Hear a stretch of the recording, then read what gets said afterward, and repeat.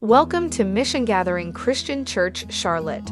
You are welcome here if you grew up in the church and have lost your faith.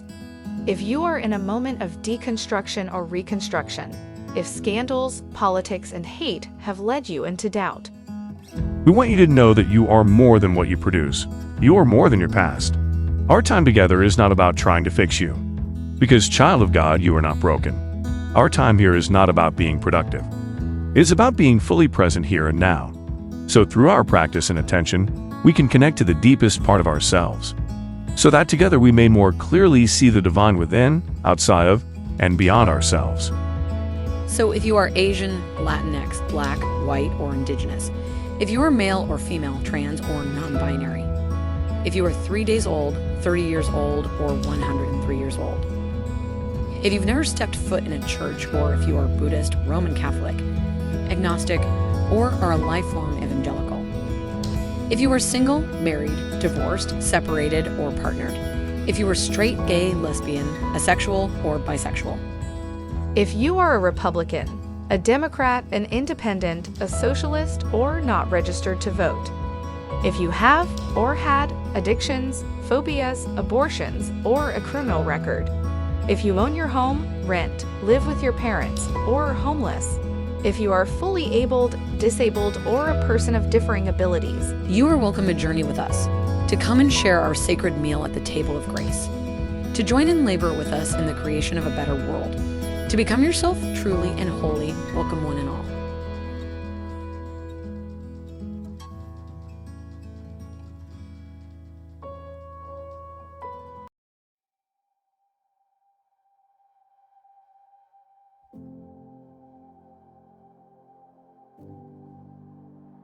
The kingdom of heaven is like a landowner who went out early in the morning to hire workers for his vineyard.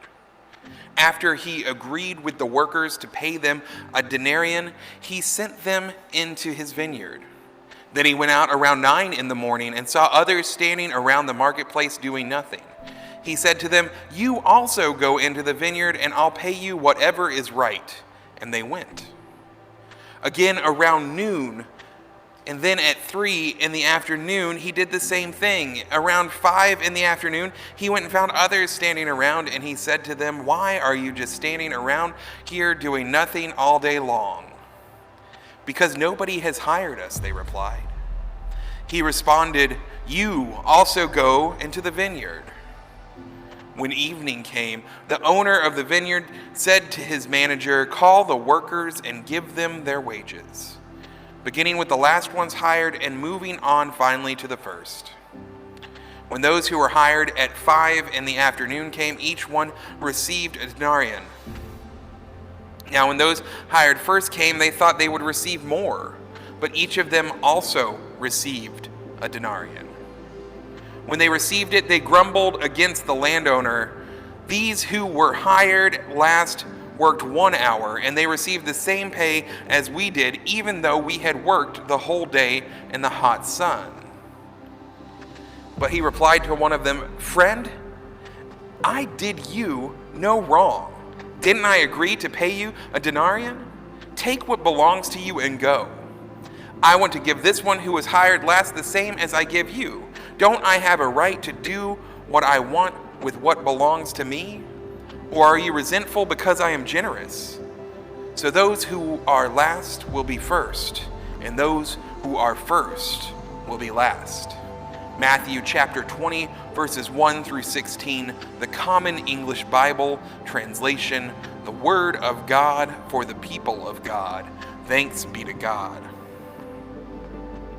I mean, if you're like me, you love telling a good story, and telling stories is part of what it means to be human. Stories can move us to be our best selves, to aspire to things greater than we ever thought we could be, or they can be used to terrible ends and cause us to harm each other and ourselves. But most of the time in stories, whether good or bad, stories there in our life to express the bigger ideas behind the narrative, the big meta-narrative that exists beyond all of it, waiting for the hearer or the reader to find it hidden there, hidden in plain sight sometimes. You know, Jesus told stories that were like that. And years later, the authors of the Gospels took some of those stories and wove them into a narrative of Jesus' life to tell an even bigger story. The stories that Jesus would tell, though, they were teaching stories. They're called parables. And today's parable from the Gospel of Matthew is normally titled, "The Workers in the Vineyard." This is the title I grew up hearing, and it fits with how I used to look at this parable. I was always taught that this parable is about going to heaven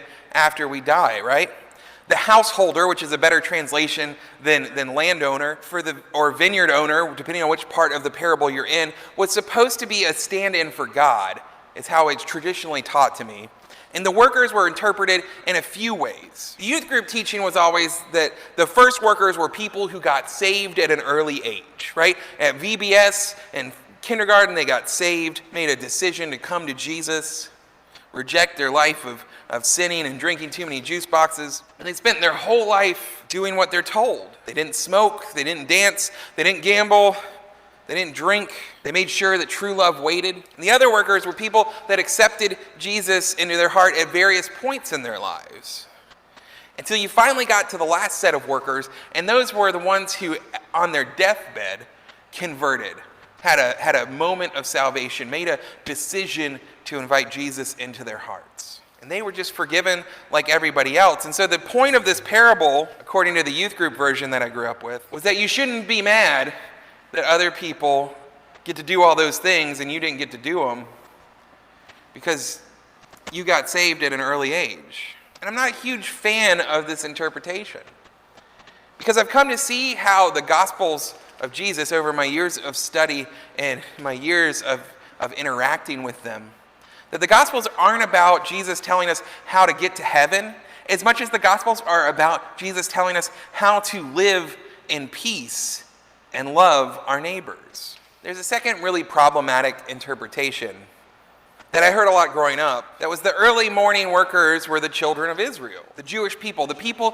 who were under the law of Moses, and that the ones that came in later, well, those were the Gentiles. That's all of us, right? They're the late arrival workers. And this interpretation is completely false and pretty anti-Semitic. It's an interpretation used in the service of empire and supremacy culture to find somebody to blame everything. If this parable isn't about letting go of your FOMO that you spent your teens and your 20s in church instead of out having fun like everybody else, and it's not an anti-Semitic story about replacing God's chosen people with a new one, then what is this parable about? Well, you see, this parable is about economics. And before you get excited, it's not about in economics in any way that we would interpret economics, right? Because this is written in the first century. The first century is a time of communalism. People think of everything as a collective and not so much as an individual. Amy Jill Levine says this about this parable. Jesus is neither a Marxist nor a capitalist. Rather, he is both an idealist and a pragmatist. His focus is often less directly on the good news to the poor than on the responsibility of the rich. Jesus follows Deuteronomy 15:11, since there will never cease to be some in need on the earth. Therefore, I command you, open your hand to the poor and the needy neighbor in your land. However, there is regulation. The rich who fail to open their hand will receive eschatological punishment. You see, so much of this story, the way we traditionally interpret it, at least here in the U.S. or in Western culture, is focused on the workers. But Jesus' story doesn't seem to be focused on the worker. That's not maybe who he's addressing. Earlier in Matthew, right before this, you have the rich young ruler being told that they have to sell everything. There's a lot of addresses to the rich and what they should be doing. And this parable is no different. The householder is not supposed to be God, in my opinion. The householder is supposed to be an idealized version of who the rich, who those who own the means of production, those who have the most wealth, those who have more than they need, who they should be to those around them, to their community. The workers who arrive first are angry. And a lot of us, especially those of us who are in the middling classes of this nation, we've been angry just like these first workers. And they add humanity to this story. They add a realness to it. And they add some insight into our own attitudes about wealth. Minister Candace Simpson puts it this way. Generosity is rare, and for the workers in this text, it is a source of anger. It illuminates an eternal paradox for many humans under imperial conditions. When we are in need, we want the boss to be generous. When we are satisfied, we want to rant that no one wants to work anymore. It is a sign of successful hegemonic social programming when workers begin to believe that the enemy is their fellow laborer and not the person cutting the check. I've felt like this before, and I know you've felt like this before. We've all felt like we're the hardest worker at our job. But if there's any message to those without the control over capital, to those who can't hire workers to come in, if there's any message in this parable to all of us, it's that our solidarity to each other should be so strong that everyone getting what they need to thrive is our first priority and our biggest goal. Not about getting mine and only getting mine. As Fannie Lou Hamer said, we're holding this bag together. We got to steal this together. But Jesus' story here is not focused on those who toil. His message in the parable is to those who own the means of production. This is not a parable about people not wanting to work, no matter how many people this Sunday across this country are going to play Richmond, north of Richmond, and talk about that's what's going on in this parable. But this parable is about how those with an excess of wealth are responsible for those who don't have what they need to survive and to thrive. Amy Jill Levine explains how this works out in the first century context. And I quote, "The householder not only fulfilled his contract with those he first hired, he also paid a full wage to those who might not have expected it. With these two moves, he proved himself sufficiently clever as to foreclose in the honor, shame, and patron-client system any harm to himself. The only point that the workers could make about him was that he was generous to others. And in making that point, the workers learned their own economic lesson. The point is not that those who have get more, but that those who have not get enough. One does the work in the labor force in the kingdom not for more reward, but for the benefit of all. The next day, perhaps the first will be last, and those who grumbled in the evening about bonuses will be desperate in the morning for any job at all."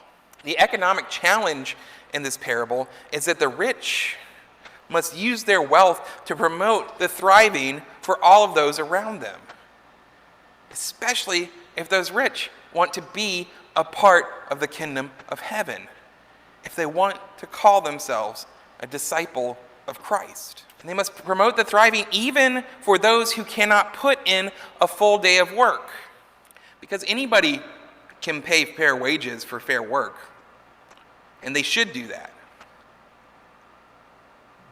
But as followers of Jesus, we're called to something deeper. We're called to pay fair wages even to those who can't work, to care for them, to count their well-being and their thriving as our own. The rich have to look at those workers who are at risk of not having enough and remember that one day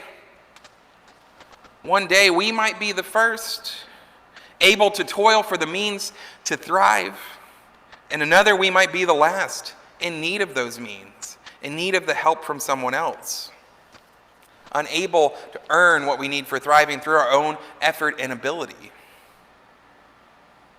You see, the kingdom of heaven, the system that Jesus is building in this parable, is not like any economic system that we have seen in our written history. It's one where the issues of who owns and who works is dissolved, because the focus shifts on how can all of us thrive, where the rich give up their excess so those without can have, and those of us in the middle don't complain about needing more. It's not in the erasure of unique skills and capabilities, but it is in the celebration in those abilities, in those gifts, in those skills being used in the cause of our interconnectedness and our collective thriving. Jesus tells us these stories because Jesus is the one who has seen God. And he teaches us how God acts with generosity and abundance for the thriving of all, both flora and fauna, both kith and kin. So Mission Gathering and friends, may we endeavor together not to ask who gets into heaven or worry about those sort of questions if we've never stopped to ask who deserves a day's wages, who deserves to thrive. If the answer that we arrive at is not everyone, then we have missed the point of the kingdom. We have missed the crux of the gospel of Jesus Christ. Mission Gathering, friends, may you hear with ears that can hear and see with eyes that can see the truth of the Holy Gospel. May it be so.